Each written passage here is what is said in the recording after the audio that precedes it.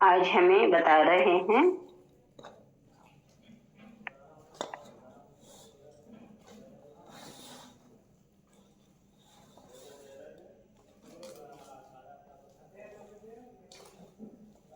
जीवन।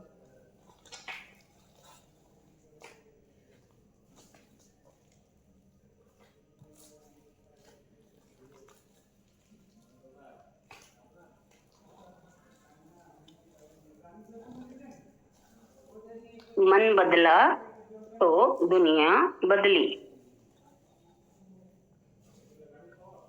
मन बदला तो दुनिया बदली।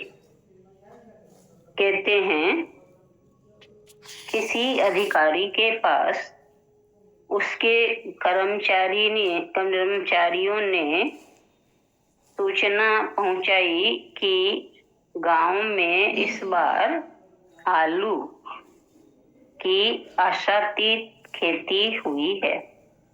आप आएं और खेतों का निरीक्षण करें। अधिकारी गांव में पहुंचे, सारे खेतों का निरीक्षण किया, मगर कहीं भी आलू दिखाई नहीं दिए। चारों तरफ हरियाली ही हरियाली थी। हवा के झोंकों के साथ बूटे थिरक रहे थे। यह सब तो जाहिर था, मगर आलू नहीं दिखाई दे रहे थे। उसने पौधों को हर आयाम से देखा, मगर आलू नजर नहीं आए। लौटकर उसने कर्मचारियों को डांटा कि तुम कहते हो आलू की खेती बहुत अच्छी हुई, पर मुझे तो सिवाय पत्तों के कुछ भी दिखाई नहीं दिया। आलू आखिर कहाँ गायब हो गए? कर्मचारी अधिकारी को वापस गांव ले गए। अधिकारी ने कहा, क्या इतने बड़े खेतों में तुम्हें एक भी आलू नजर आया? कर्मचारियों ने खुलासा किया कि आलू कभी पत्तों में नहीं होता, वह तो जमीन के भीतर होता है। पत्तों को हटाएं, उन्हें उखाड़ें, जड़ों को खींचे तो ही आलू हाथ लगेगा। भगवान महावीर के सारे वचन जड़ों तक पहुंचने के लिए हैं। जहां मूल फसल, मूल बीज टिके हुए हैं, जहां जंजीर का अंतिम सिरा है। किसी पौधे की पत्तियां कड़वी हो और फल भी तीखे हों तो इसका दोष फलों को मत देना। इसका दोष पत्तों पर भी मत मढ़ना। पत्तों और फलों की सारी कड़वाहट का दोष तो उन जड़ों को है जिनसे ये कड़वाहट आ रही है। इसलिए इनके वचनों को मैं ले रहा हूँ। उनका संबंध मनुष्य के अंतर मन के साथ है। उन जड़ों तक जाने के लिए, उन जड़ों तक पहुंचने के लिए ही मेरा आप सभी को निमंत्रण है।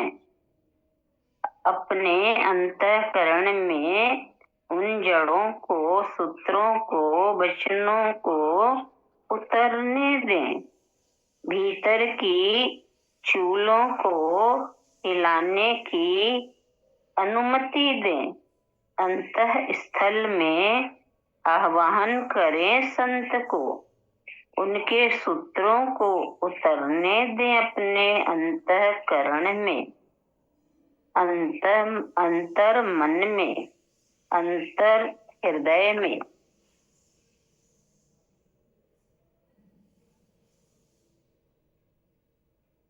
संत कहते हैं कि क्रोध प्रीति को नष्ट करता है।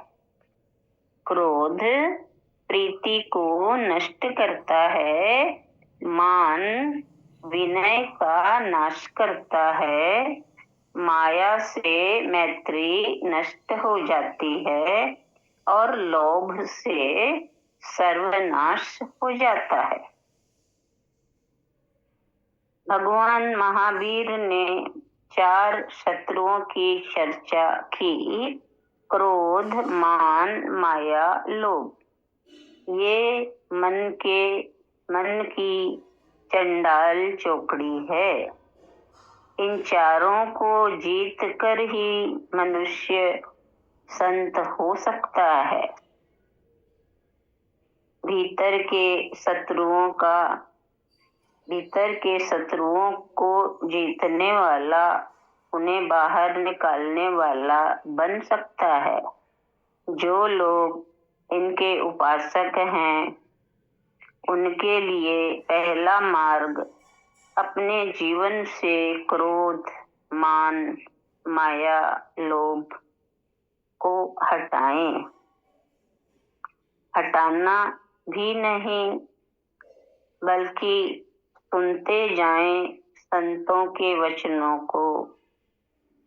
और जैसे जहाँ प्रकाश होता है वाणी का, वचनों का, सूत्रों का, ये शत्रु स्वयं वो स्थान को छोड़कर चले जाते हैं।